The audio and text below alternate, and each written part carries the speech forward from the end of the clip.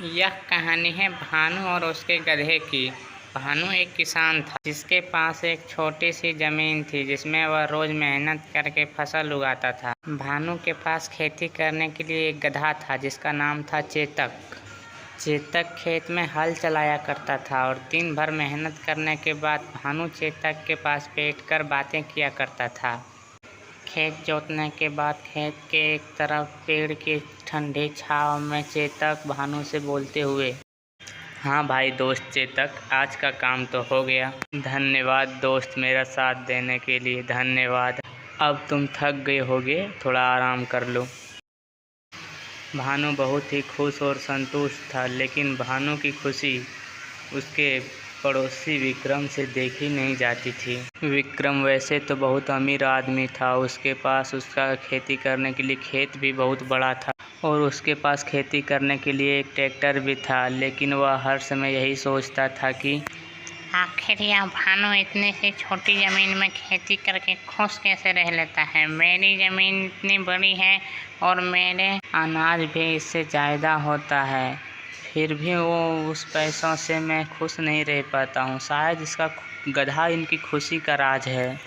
जब देखो तब गधे से बातें करते रहता है। विक्रम भानु के पास आ गया। अरे भानु भाई, मुझे एक गधा खरीदना। लेकिन भाई तुम्हारे पास तो खेती करने के लिए मशीन है। मेरे पास ट्रैक्टर तो है, लेकिन क्या है कि ट्रैक्टर से मेरा सारा काम नहीं हो पा रहा है, तो सोच रहा हूँ कि एक गधा ही खरीद लूँ।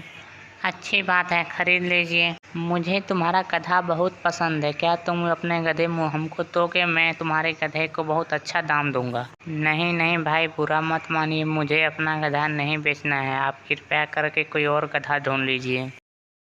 यह सुन करके विक्रम अपना खेत लौट आया और फिर सोचने लगा, हो ना हो कहीं इस गधे में ही कोई बात है जो ये अपना गधा को बेचना ही नहीं चाहता है। लेकिन मैं तो इनके गधे को पाकर ही रहूँगा। अगर ऐसा हो इनका ज़मीन ही नहीं रहे तो ये खेती किस में करेगा और ये अपना गधा मुझे बेच देगा।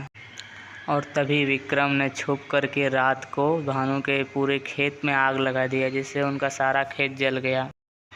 अगले दिन जब भानु ने अपना खेत देखा तो वो अपना खेत देख करके फूट फूट करके रोने लगा। हे भगवान, यह क्या कर दिया, अब मैं खेती कैसे करूँगा।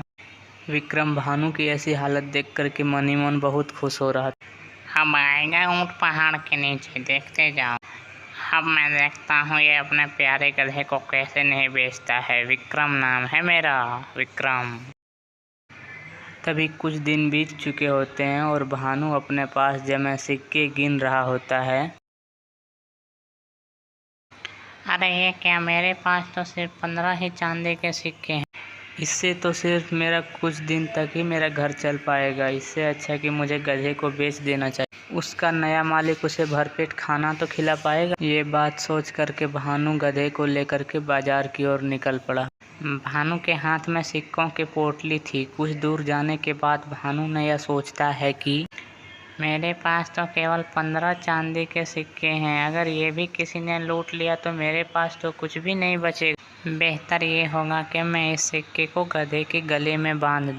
और तभी भानु ने सिक्के की पोटली को गधे के गले में बांध दी।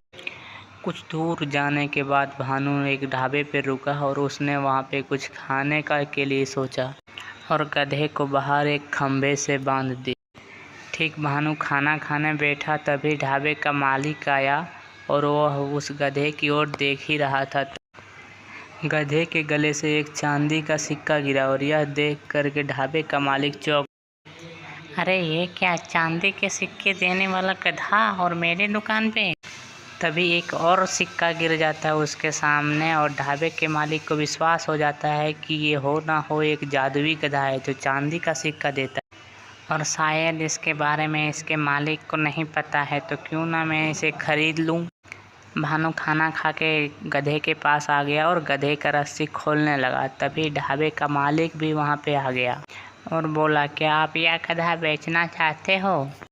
हाँ श्रीमान, बेचना तो है, पर बहुत प्यारा है मुझे ये।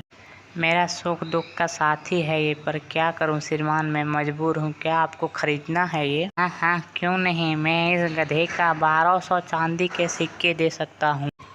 क्या 1200 चांदी के सिक्के? हाँ, दे दीजिए। ठीक है, मुझे सौदा मंजूर है। भानु को गधे के बदले 1200 सिक्के मिले चांदी के। वह देख भानु बहुत ही प्रसन्न।